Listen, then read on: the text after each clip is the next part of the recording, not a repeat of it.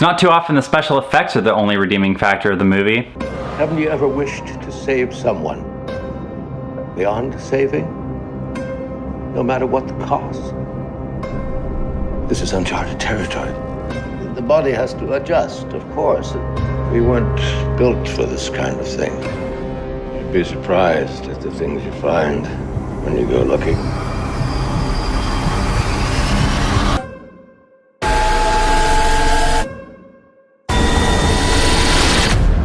Do you know where you go when you die? I do. Hey guys, welcome to Owen Sound. Today we're going to be talking about The Void. Sorry for the delay between episodes, guys, but I will explain that all at the end of the video. The Void's an indie sci-fi horror flick directed by Jeremy Giuseppe and Steven Kostanski. The duo also wrote the movie and are mostly actually known for being on the art departments for movies like Suicide Squad, Pacific Rim, and even Crimson Peak, which explains why the movie looks and has such great special effects to make it feel like this really great, I guess, on a purely aesthetic side. So in a very roundabout way, The Void is basically about a bunch of people that are trapped in a hospital with a weird satanic cult thingy outside that they don't really explain. And there's also a very much The Thing style creature keeping them inside. And basically they're trapped between the cult and this weird creature thing. And the movie kind of moves from there, and I don't want to give any more away. So the cast is pretty forgettable in this movie. No particular actor has any standout role except for maybe the kind of more villainous characters, but even then they just feel like any villain that you've seen in any movie before. In the interest of naming off some of the characters in the movie quickly, I'll give them to you. Aaron Poole plays the lead cop, Daniel, and it's a pretty standard role. I found the kind of bad acting style that some people may have found bad about his character, I thought kind of worked given the reality of the situation, where it felt like he was just reacting to what was happening like an actual person and not a person in a movie would, but overall didn't really give much weight to the movie and you didn't root for him that much. Kenneth Welch's Dr. Powell is a pretty standard just background character for a bit of the movie. Does have some layers that come out later that I can't go into too much detail about, but I do feel like his character does get better throughout the movie, but for the first half just kind of feels like this totally lackluster character. Daniel Fathers and Kathleen Monroe really don't do that much in the movie. I feel like both their respective kind of jerk guy and nurse characters respectively just don't do that much in the movie. They're just kind of there to keep things moving along, don't really add anything. Mick Biscov's character doesn't actually say a word in the entire movie, and I thought it was actually kind of interesting to see a character not talking actually have slightly more interest in him because of this, but then again his character is so underused in this movie that it just seems like he's not even there for a good chunk of the movie. Also, it was actually kind of cool to see Ellen Wong, who played the character Kim. She's basically an intern nurse at the hospital that they're all stuck in, and I thought it was really refreshing to see her. She gave a decent performance, I think better than a lot of some of these smaller characters, and it was really cool to see her on screen again after playing Knives Chow and Scott Pilgrim versus the World, because it was just, you know, such a long time since I'd seen a lot of the I guess side characters from that movie show up in anything. The special effects in this movie are just top notch. I felt like the overall visual aesthetic as well is just so great in this movie. I felt like overall you have this great sense of cinematography, and a lot of the visuals, even down to the triangle theme that's used throughout the movie to represent the cult, but both in a kind of wider sense, is really great. And I feel like just everything visual about this movie and the way that they shot it was really great. I felt that the way that the movie went about using almost all practical effects for all these creatures was just amazing. Not only in a plot sense, I also got in the sense of The Thing from the 1980s, that this was just so well crafted in trying to make it feel like everything was real and tangible, which I felt just worked so much to actually keep you immersed in the movie from start to finish. They also used the great trick of flickering lighting to actually hide a lot of the imperfections in their practical effects, because I didn't really notice any, and I've noticed this is a really great tactic to avoid having to just show your monster. It lets you fill in the details yourself, which always ends up being scarier, and I just felt like this technique allowed them to do a lot more, and seeing how they used it effectively, especially considering that they actually had some great special effects and very clear lighting later in the movie, it just felt like they were really knew what they were doing, considering that this movie is written and directed by an arts team. And overall, even certain things at the end just have such a great look. I know one of the characters near the end of the movie has something between like a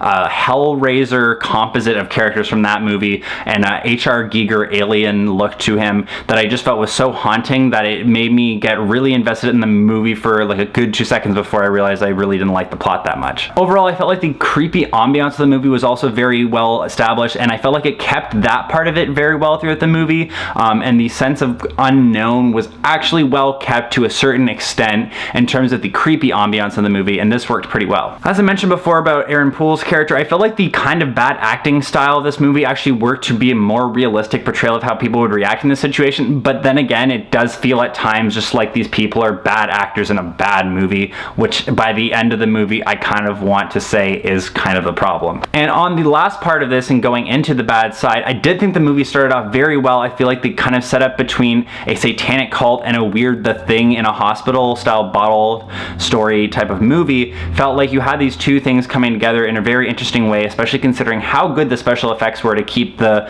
Thing style movie going. The problem is though that it doesn't pay off very well at all. After the great setup at the start of the movie, it feels like nothing really flows and it feels like everybody's just going through the motions of what you'd be doing and nothing really comes out of left field for a good chunk of the movie until a lot later. And when things do come out of left field, it feels so far out of left field that you just feel like they cheated you or you were waiting, an extra 45 minutes for them to get to the actual story of the movie while just sitting around and doing stuff. Also, I felt like the weird cuts to the weird spaciness stuff that's kind of alluding to something a lot deeper going on in this movie and something weird with the cult outside.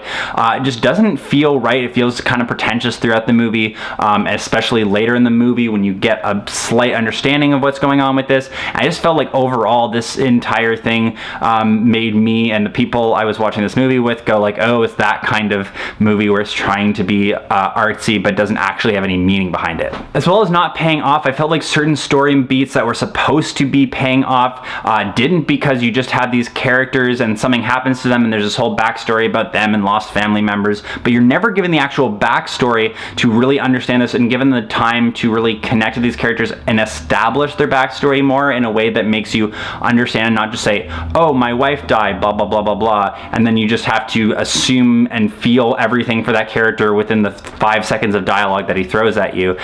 And so many other parts of stuff like this are given in 5-second pieces of exposition from another character that it either felt lazy or it felt like they hadn't given us enough. And overall, going into a light spoiler, I just really wanted to say that the movie just gets so messy at the end, especially with the plot, that it just feels like like they just kind of wrote a start of the movie and then they had to wrap it up in some way, and it just felt like the way that it happened was so all at once and so kind of ridiculous that it felt like when a character was literally opening a box to show pictures to explain the plot to you, that it was like just you could hear people rolling their eyes. Overall, the way that they bring the cult and these creatures together, it just feels so weird. I felt like it could have been done better in a movie like Event Horizon or something along those lines. It felt like those movies kind of did something like this well, where this movie just ties them in this weird way all at the last minute. It doesn't explain enough to make you kind of okay with it,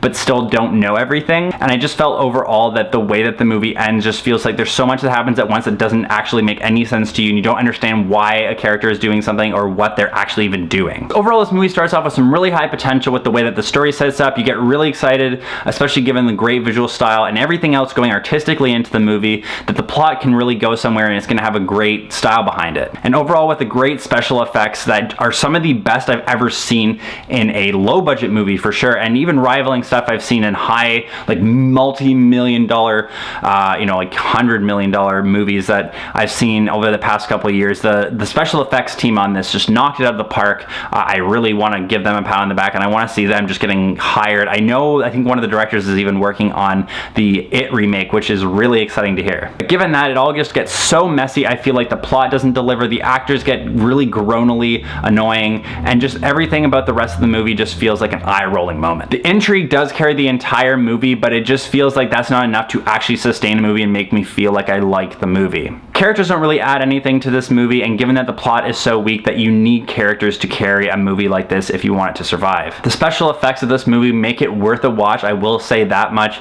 but I felt like it's not worth a rewatch, and especially given the great visual aesthetics, it's really a shame. I really would like to see more from these guys, but I think they need to take the writer's side of it completely out of it. I think these guys can direct something that looks really cool and do some great special effects. But once again, this is one of these cases of like a writer director type thing, where the writers really need to let somebody else write it, and then they can just make the most beautiful and special effects amazing movie possible. So because of that, I really want to give The Void a 6.5 out of 10. Really heavily carried by the special effects of this movie that I just could not get enough of. I was constantly shocked and being like, wow, it looks like these things are actually getting attacked, and the way the tendrils wrapped around people, I just thought that was so amazing. But I just thought that the rest of the movie and the plot just made it so feel wasted in such a great piece of special effects. So as always, you can check out everything I'm doing at the Owen Sound blog and everything I'm doing movie-wise at the Real Deal podcast. Before I get to my wrap-up, I'm just explaining that we'll have a bit more in terms of delays right now. I'm covering some music festivals. I was actually covering the Junos the past week, which explains why I haven't been able to do as many videos as I would like, but I will try to do stuff whenever I can, and we'll hopefully be able to bankroll some videos going forward so I can just edit them as I go. So to wrap things up, guys, I wanted to ask you, what's your favorite practical effects in a horror movie?